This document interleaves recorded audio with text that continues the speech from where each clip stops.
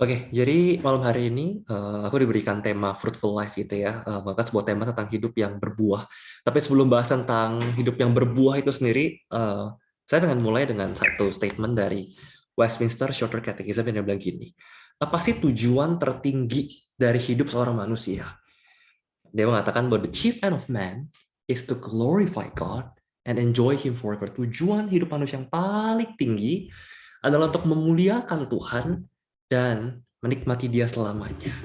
Nah, pertanyaan berikutnya adalah bagaimana caranya saya bisa memuliakan Tuhan? Yohanes 15 ayat 8 firman Tuhan berkata demikian. Dalam hal inilah Bapakku dipermuliakan, yaitu jika kamu berbuah banyak dan dengan demikian kamu adalah murid-muridku.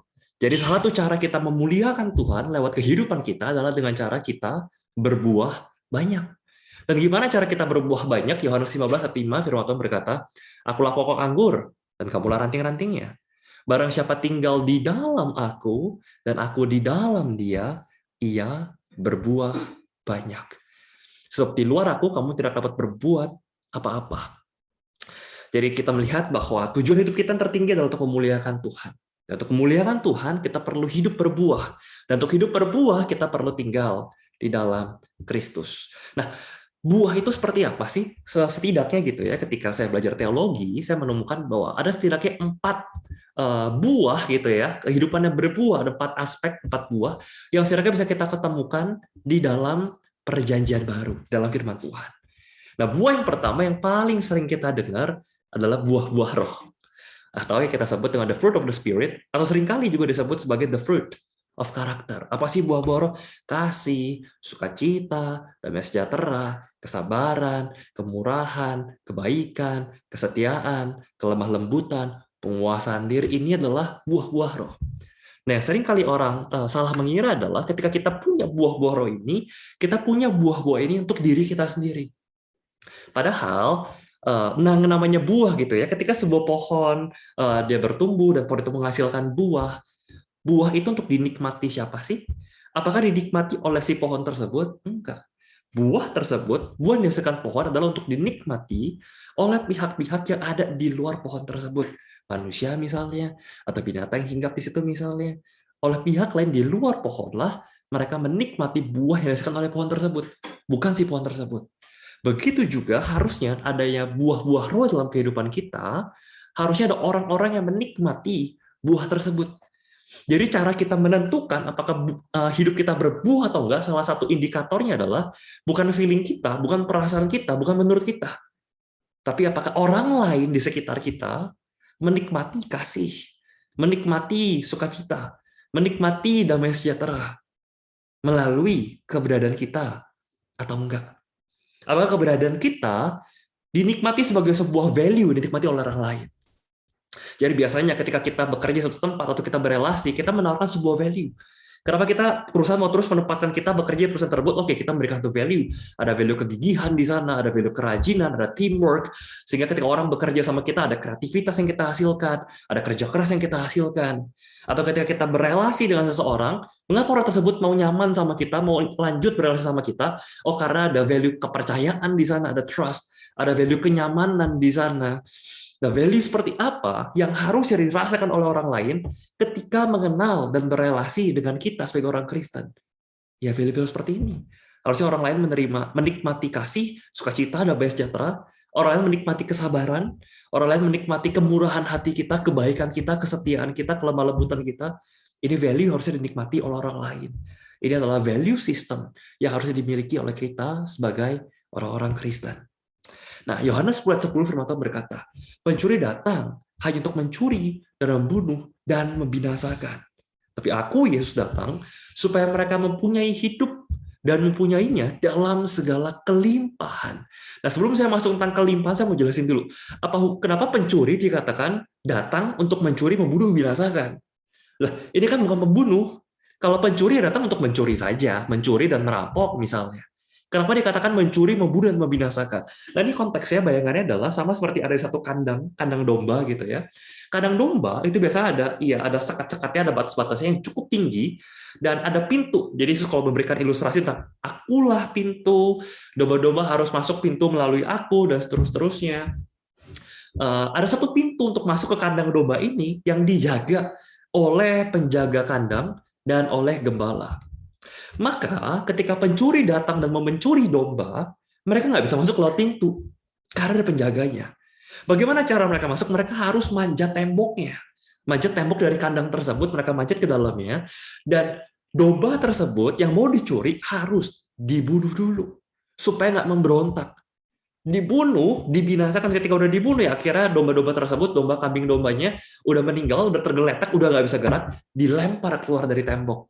Begitu cara mereka mencuri kambing domba yang ada dari punya si gembala. Mereka harus dibunuh sampai semuanya udah mati, semuanya binasa, satu-satu dilempar keluar tembok. Itu cara mereka. Karena itu kenapa dikatakan pencuri datang untuk mencuri, membunuh, dan membinasakan. Tapi Yesus yang menjadi gembala yang menjaga pintu itu mempunyai memberikan kita hidup dalam segala kelimpahan. Dan kelimpahan seringkali kita pahami, dunia pahami adalah, oh yang kelimpahan yang penting saya bisa menikmati lebih dari yang saya butuhkan. Ya, padahal bukan itu konsep kelimpahan Alkitab. Firman Tuhan mengajar kelimpahan, apa sih limpah? Kelimpahan itu sama seperti saya punya gelas, lalu saya tuangin dengan air, dan ketika gelas tersebut sudah penuh dengan air, dan terus saya tuang, maka air dalam gelas itu akan melimpah ruah. Dia akan tumpah keluar. Nah, ketika air dalam gelas melimpah ruah, maka kondisinya sekeliling dari gelas tersebut akan menerima limpahan air dari gelas tersebut. Itu arti kelimpahan firman Tuhan yang mengajarkan. Bukan kita bisa menikmati lebih dari yang kita butuhkan, tapi Tuhan memberikan kita kelimpahan supaya orang-orang di sekitar kita bisa menikmati kasih, anugerah, berkat yang Tuhan berikan kepada kita. Bukan buat kita nikmati, sekeliling kita. Untuk bagaimana menikmatinya, apa kelimpahannya? Buah-buah roh tadi. Itu kenapa saya katakan harusnya buah-buah roh tadi bukan dinikmati oleh diri kita, tapi dinikmati oleh orang-orang yang ada di sekeliling kita, yang ada di sekitar kita. Nah, masalahnya dunia selalu berpikir bahwa hidup itu ya mengejar sukses, berlimpah.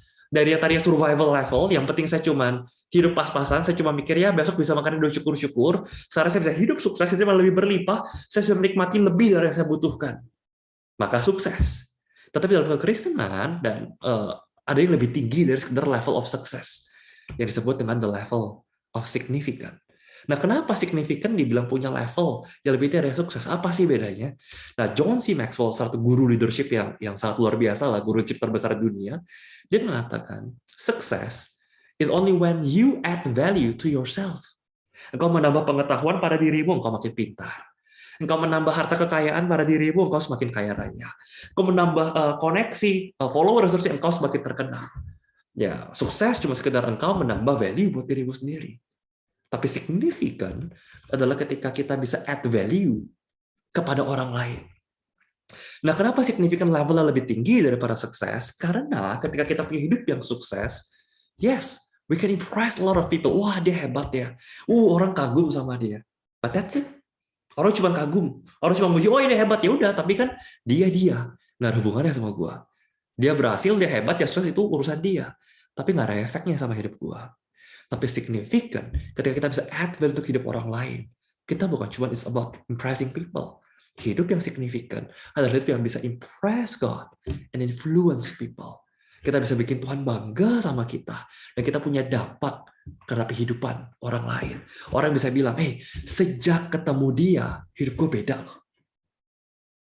Bukan orang yang, ya ada nggak ada dia, nggak ada hubungannya lah sama hidup gue, dia nggak pernah. Atau orang bilang, wah sejak kenal dia, hidup gue makin berantakan, itu makin kacau gitu kan. Tapi signifikan adalah orang bisa bilang, gue bersyukur bisa kenal dia. Karena sejak ketemu dia, sejak kenal sama dia, hidup gue berubah. Ada dampak di dalam kehidupan gue. Ini yang Tuhan inginkan. Bahwa kehidupan apa membedakan antara kehidupan orang Kristen sama kehidupan orang dunia. Orang Kristen harusnya mengejar bukan cuma sekedar sukses. Bukan mengejar sekedar add value buat diri sendiri, tapi yang kita kejar adalah bagaimana kita bisa add value kepada orang lain. Value apa? Buah-buah roh tadi.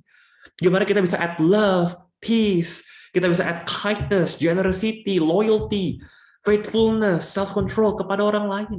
Sehingga orang lain bisa menikmati buah baru dalam kehidupan kita, orang lain menikmati influence, hidup kita ada pengaruhnya buat orang lain. Ada dampaknya buat orang lain. Itu value yang kita add buat orang lain. Buah-buah roh. Itu harus menjadi value sistem yang ada dalam diri kita. Identitas kita sebagai orang Kristen. adalah untuk menambahkan value buah roh. Orang-orang bisa menikmati kasih, sukacita, damai sejahtera, seterusnya itu di dalam kehidupan kita. Sehingga orang-orang bisa melihat bahwa, oh, ketika saya kenal dengan dia, oh, dia adalah orang yang bisa tetap mengasihi meskipun dia disakiti. Dia orang yang tetap punya damai sejahtera meskipun dia dalam kesulitan. Dia orang yang punya sukacita meskipun punya banyak masalah. Dia orang yang penuh dengan kesabaran meskipun hidupnya baik penderitaan, baik cobaan. Dia adalah orang yang penuh dengan kebaikan meskipun banyak orang yang pengen jahatin dia. Dia orang yang tetap punya kesetiaan meskipun dunia menawarkan banyak hal yang menarik, banyak cobaan yang menggodai dan mengganggu dia. Dia orang yang tetap punya kemurahan hati, generous. Meskipun saya tahu di dalam kekurangan, dia orang yang punya self-control. Orang-orang bisa melihat bahwa itu di dalam kehidupan kita. Bukan ketika kehidupan kita baik-baik saja. Justru ketika kehidupan kita ada masalah, ada tantangan, ada kesulitan, kita masih bisa menghasilkan buah-buah roh. Orang lain akan menikmati value tersebut, buah-buah tersebut melalui kehidupan kita untuk mereka nikmati. Itu adalah the fruit of character. Ya seringkali kita paling sering dengar, hiduplah berbuah, hiduplah dengan buah-buah roh.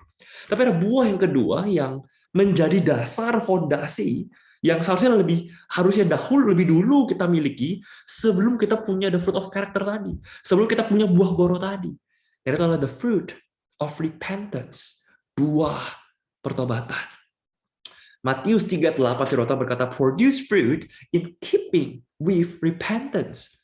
Atau dalam bahasa Indonesia firman Tuhan mengatakan, hasilkanlah buah yang sesuai dengan pertobatan. Karena kalau hidup kita seolah punya banyak buah roh gitu ya, tapi kita nggak bertobat, itu nggak ada bedanya kita menjadi orang-orang yang munafik.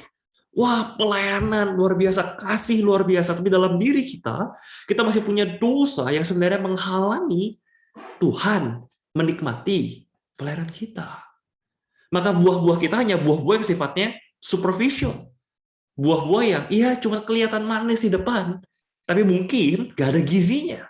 Buah yang oke orang lain lihat, orang lain puji baik, tapi buah yang belum tentu Tuhan nikmatin. Bagaimana Tuhan bisa menikmati buah-buah dalam kehidupan kita? Kalau kita nggak bertobat. Kalau kita berbuat dosa aja, kita nggak pikir panjang. Dengan gampangnya kita berbuat dosa. Atau bahkan kita berpikir, ya nggak apa-apa dosa, yang penting kan saya udah berbuat baik, yang penting kan saya tetap punya kasih, yang penting kan saya berbuah. Maka buah seolah menjadi sogokan atau uang tutup mulut buat Tuhan, nih Tuhan merem aja deh, biarin saya dosa, yang penting kan saya berbuah. No, it's not right. Firman Tuhan mengatakan 1 Yohanes 3:6, karena itu setiap orang yang tetap berada di dalam Dia, ingat tadi, supaya bagaimana supaya kita bisa berbuah banyak, kita harus tinggal di dalam Kristus.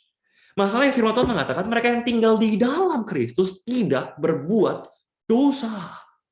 Jadi antara berbuah, hidup yang fruitful, hidup yang penuh dengan buah baru, buah karakter, dengan hidup yang punya buah pertobatan, satu hal yang nggak bisa dipisahkan. Ibarat mata koin. Kenapa? Karena untuk kita bisa berbuah, buah roh tadi, maka kita perlu tinggal di dalam Kristus. Dan orang yang tinggal di dalam Kristus itu tidak berbuat dosa. Apa artinya nggak bisa jatuh? Bisa jatuh. Tapi dia punya effort, punya usaha, punya kegiatan untuk saya sadar saya nggak mau jatuh. Saya berusaha, saya nggak mau jatuh. Begitu dia jatuh, dia menyesal, dia berusaha untuk bangkit dan nggak jatuh lagi. Dia tidak meremehkan dosa. Dia nggak dengan gampangnya berbuat dosa lagi-lagi tanpa rasa bersalah, tanpa dengan biasa-biasa aja, seolah nggak ada apa-apa. Nggak bisa. The fruit of repentance cannot be separated from the fruit of the Spirit, from the fruit of character. Kita butuh pertobatan untuk kita bisa menghasilkan buah yang sejati. Otherwise, jangan-jangan buah yang kita hasilkan bukan benar-benar buah roh. Kita kelihatan kasih, kelihatan murah hati, kelihatan setia, kelihatan baik, tapi ternyata itu cuma kelihatan. Itu bukan dari roh. Itu bukan buah roh. Sia-sia. Buah kita nggak bisa menikmati Tuhan. Itu yang buah kedua. Nah, pertanyaan berikutnya, oke, bagaimana caranya supaya saya bisa mengalami pertobatan?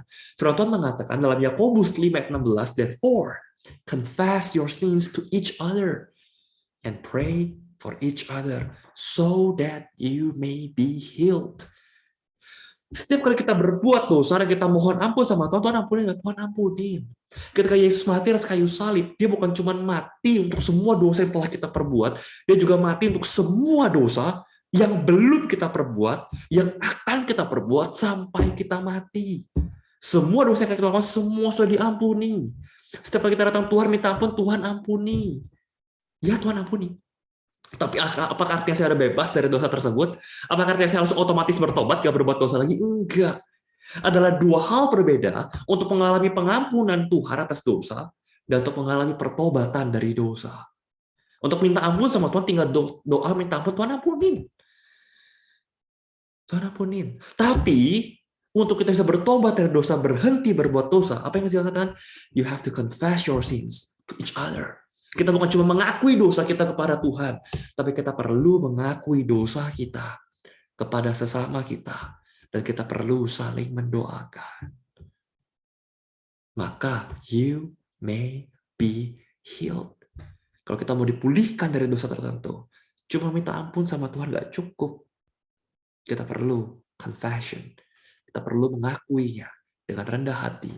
Aku bukan orang yang sempurna. Aku akan berdosa. Aku bergumul dengan dosa ini. Aku butuh didoakan. Dia nggak bilang, oh kasih tahu ke semua orang. Nggak harus kasih tahu ke semua orang. Kasih tahu ke orang-orang yang kita percaya. Kasih tahu ke orang-orang yang kita tahu setia dan tulus mendoakan kita. Yang bukan yang malah gosipin kita di belakang. We don't have to spread it to all the people. No, to each other. Cari satu orang pun cukup. Ya kita bisa buka-buka, mengakui kelemahan kita, mengakui dosa kita. Dengan demikian kita bisa dipulihkan. Dengan demikian kita bisa benar-benar berhenti bertobat dari dosa tersebut. Gak ada dosa. Malah justru supaya kita berusaha menutupi dosa kita merasa, saya nggak bisa cerita ini ke orang. Artinya kita belum siap untuk bertobat dari dosa tersebut. Kita belum siap untuk benar-benar dimerdekakan dari dosa tersebut. Untuk dimerdekakan, dimulai dengan pengakuan kepada saudara seiman kita. Saya mendoakan, maka kita akan dipulihkan.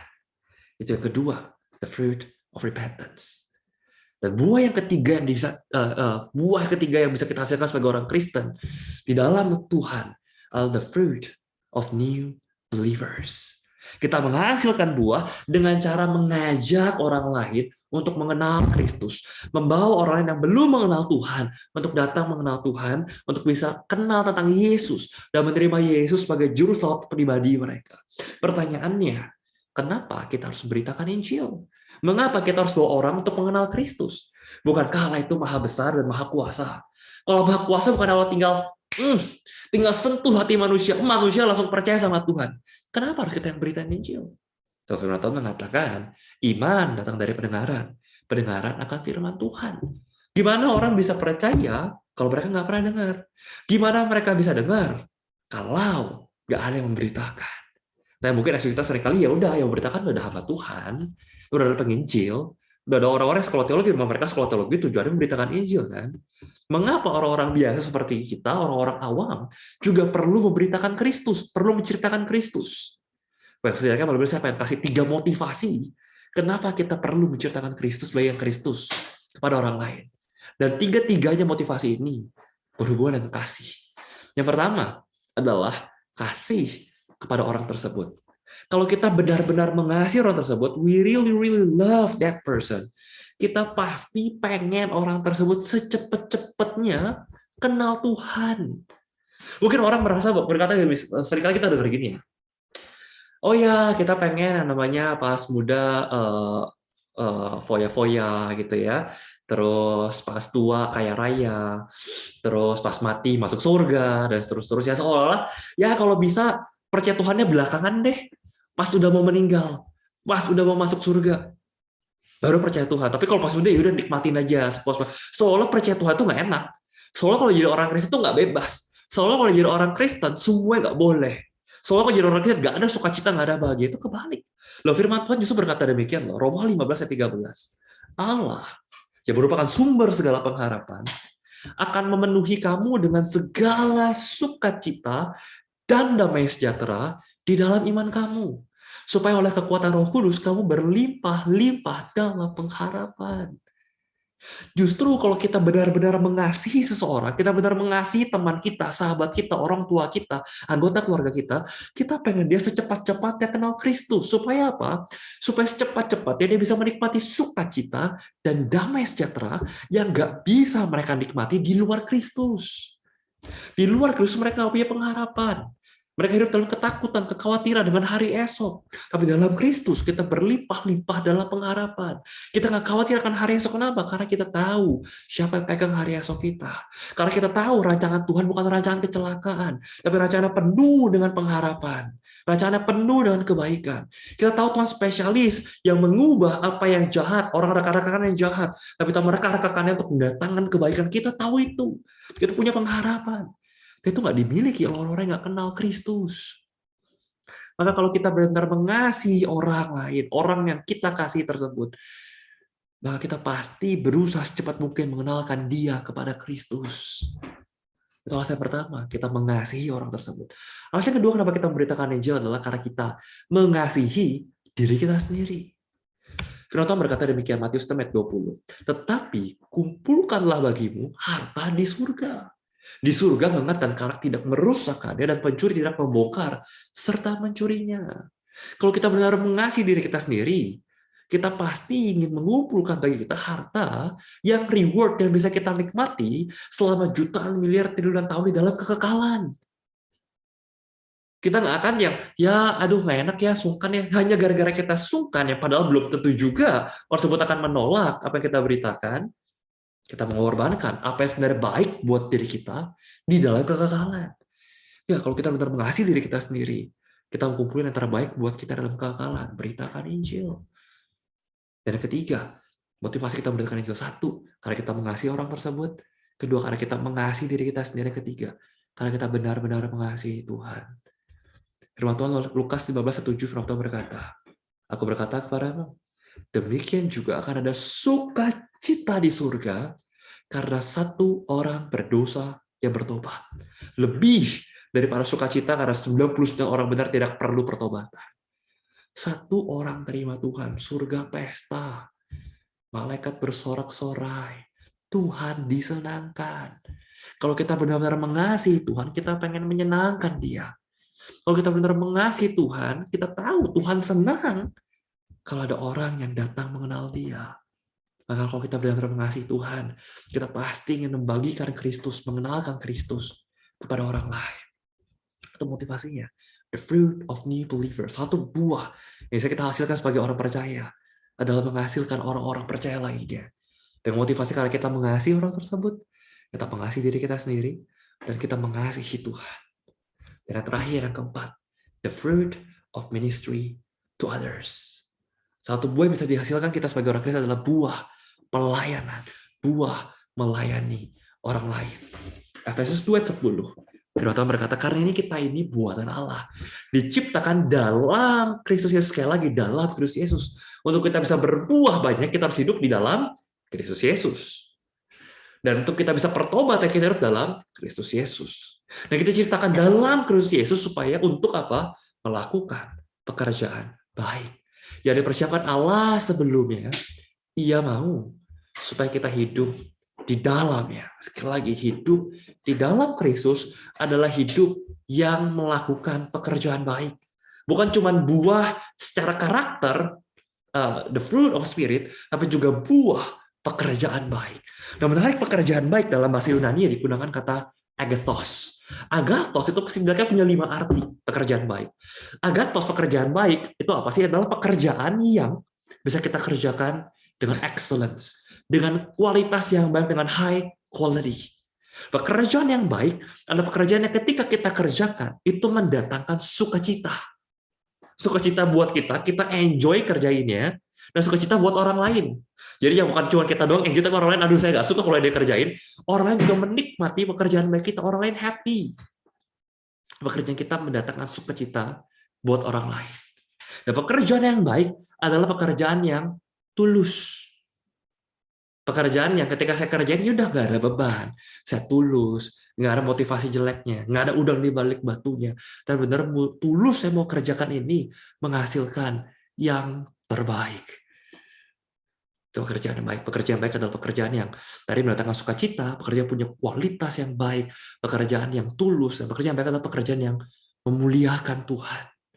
Sehingga ketika kita kerjakan, orang bisa bilang, weh, kok bisa dia kerja? Nggak mungkin dia bisa menghasilkan pekerjaan seperti ini kalau bukan Tuhan yang campur tangan. Ini semua berkat campur tangan Tuhan. Orang yang bisa mengatakan tersebut. Dan pekerjaan yang baik yang kelima adalah pekerjaan baik yang mendatangkan berkat, mendatangkan manfaat bagi orang lain, yang ada dampak impact terhadap kehidupan orang lain. Itu pekerjaan yang baik. Kristus Yesus, kita berbuah, artinya apa? Hidup kita ada pertobatan. Hidup kita nggak munafik. Terus hidup kita punya karakter, ada value yang bisa dinikmati orang lain lewat kehidupan kita. Dan ada pekerjaan yang bisa dinikmati orang. Orang bisa menikmati pekerjaan baik kita dan bawa sukacita, bawa dampak, memuliakan Tuhan dengan tulus, dengan kualitas yang terbaik. Itu pekerjaan baik yang sudah Allah persiapkan. Kita baru bisa melakukan 5 ini pekerjaannya kalau kita hidup di dalam Tuhan. Nah, untuk kita melakukan pekerjaan baik ini telah dipersiapkan Allah sebelumnya. God shapes us to serve others. Contoh kan ya, jadi kamu layani orang yang melakukan pekerjaan baik tanpa modal kita apa enggak. Setiap kita tanda kutip udah dimodalin Tuhan, di shape sama Tuhan. Shape terbagi apa sih? Kita diberikan spiritual gift, karunia roh. Kita diberikan heart, diberikan inner compassion. Ada kegelisahan hati dalam isu-isu tertentu. Kita punya kepedulian sosial. Kita rindu untuk membantu melayani terhadap isu-isu tertentu. Kita diberikan ability, kemampuan, multiple intelligence, skill untuk kita bisa melakukan hal tersebut. Kita diberikan personality, diberikan behavioral karakter, kepribadian, traits-traits yang memungkinkan kita melakukan pekerjaan tersebut. Dan kita diberikan experience, pengalaman hidup, keluarga kita, lingkungan kita, pekerjaan kita, sekolah kita. Kita berikan 5 hal ini yang Tuhan modalin kita, Tuhan shape kita untuk melakukan pekerjaan baik.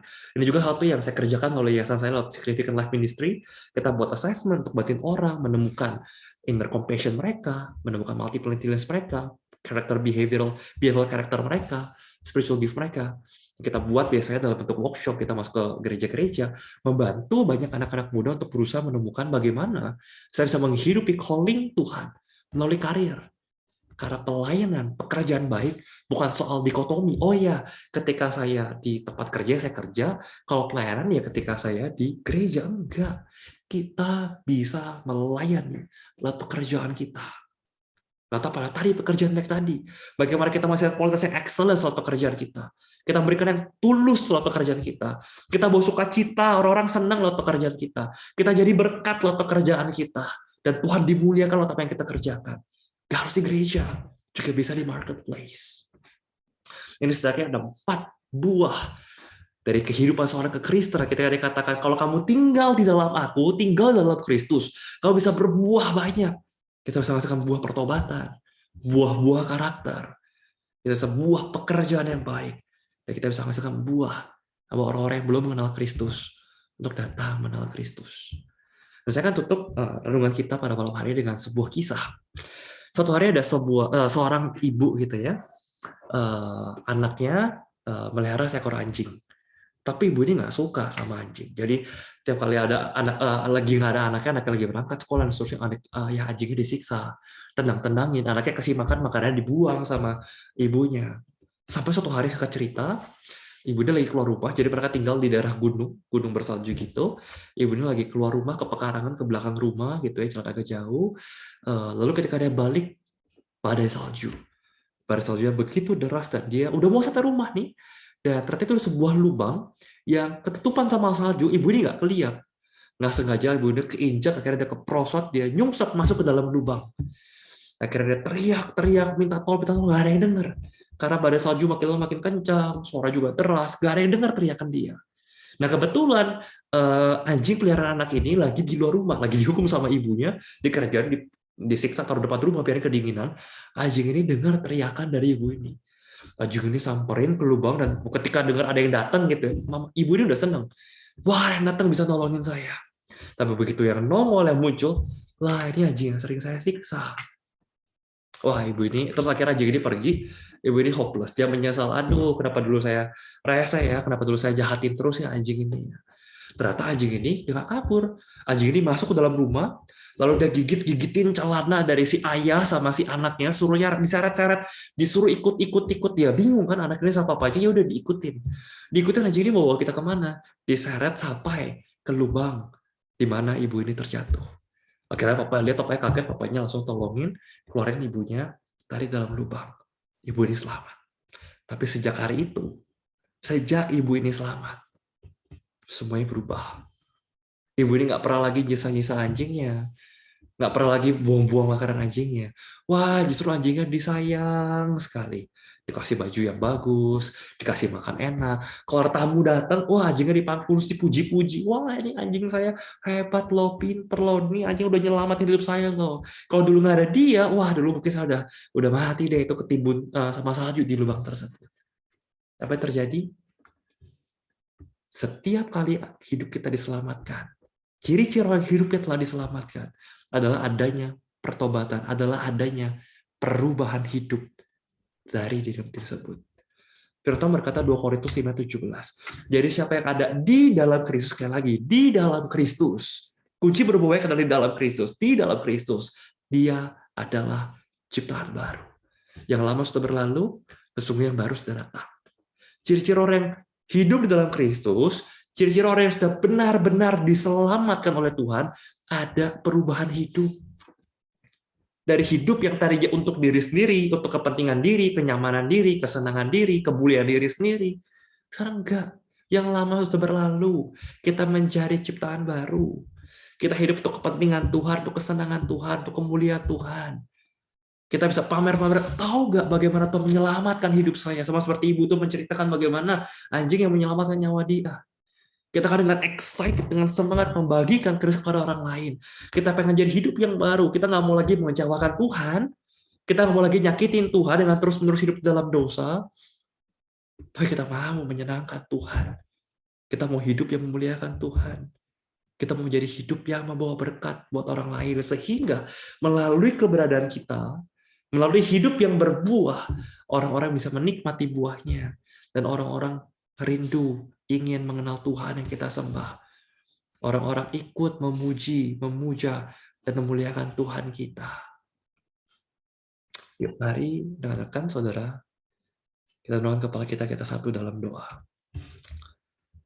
Bapa dalam surga, pada malam hari ini Tuhan, ketika kami belajar untuk memiliki satu hidup yang berbuah di dalam Tuhan, berbuah banyak.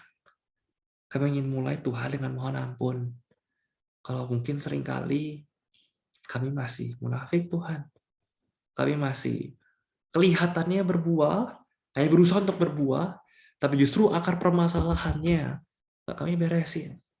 Masih ada dosa-dosa yang belum kami bereskan di hadapan Tuhan. Makanya berdoa Tuhan, setidaknya malam hari ini, kami rindu untuk beresin dosa-dosa kami. Kami mau hidup bertobat Tuhan. Karena hidup di dalam Kristus, hidup yang berbuah adalah hidup yang penuh dengan pertobatan. Tuhan, kami tahu Kau mengampuni dosa kami, dan kami bersyukur untuk setiap pengampunan-Mu. Tapi kami mau beresin dosa kami, Tuhan. Kami perlu mengakui dosa kami kepada orang lain. Engkau malam ini kami masih bingung Tuhan kepada siapa. Tempat kami bisa percaya, tempat kami bisa berbagi, saling menguatkan, saling mendoakan, saling bertekad, saling menguatkan. Tuhan, Engkau berikan hikmat kepada kami. Tuhan, tunjuk orang tersebut kepada kami, Tuhan. Supaya kami tahu, kami bisa memulai langkah pemulihan pertobatan kami. Dan Tuhan, kami juga rindu punya hidup yang punya buah-buah karakter. Sehingga melalui kehidupan kami, orang bisa menikmati kasih Kristus, menikmati damai sejahtera dan sukacita, menikmati kesabaran dan kebaikan dan kemurahan hati, menikmati kesetiaan dan kelemah lembutan kami. Kami punya value system dimanapun kami berada Tuhan. Kami menjadi orang-orang yang berbeda dengan orang-orang dunia. Orang-orang bisa melihat Tuhan hadir melalui kehidupan kami. Kami rindu Tuhan melalui kehidupan kami. Ada pekerjaan-pekerjaan baik yang bisa kami hasilkan, sekalipun kami di tempat kerja, sekalipun kami di luar gereja Tuhan. Kami masih terus bisa menghasilkan pekerjaan baik yang berdatangkan sukacita, yang punya kualitas yang terbaik, yang kami kerjakan dengan tulus, yang punya dampak dan manfaat buat banyak orang. Pekerjaan yang memuliakan Tuhan. Dan kami rindu Tuhan, kalau ada orang-orang di sekitar kami, yang kami rindu untuk kami bawa, untuk kami perkenalkan kepada Tuhan. Tuhan berikan kami hikmat, berikan kami keberanian. Tuhan yang mampukan kami, gerakan kami, Tuhan yang siapkan kami Tuhan. Karena kami mengasihi orang tersebut. Kami rindu orang tersebut boleh sungguh-sungguh mengenal Kristus, mengalami Tuhan sedini mungkin. Dan kami mengasihi Engkau Tuhan. Kami tahu ketika satu orang mengenal Kristus, Engkau yang disenangkan. Surga bersorak-sorai. Dan kami rindu untuk menyenangkan Engkau, Tuhan. Ini doa kami, Tuhan. Kami rindu untuk punya hidup yang berbuah di dalam Engkau. Tuhan yang mampukan kami. Tuhan yang topang kami. Kami mau tinggal di dalam Tuhan. Kami mau hidup di dalam Kristus. Dengan hidup yang berbuah. Karena hidup berbuah itulah kami bisa memuliakan Engkau. Dan dengan memuliakan Engkau itulah kami bisa menghidupi tujuan hidup kami, Tuhan. Sebagai orang-orang yang telah Tuhan selamatkan. Terima kasih Tuhan, terima kasih untuk firman yang boleh kami renungkan malam hari ini.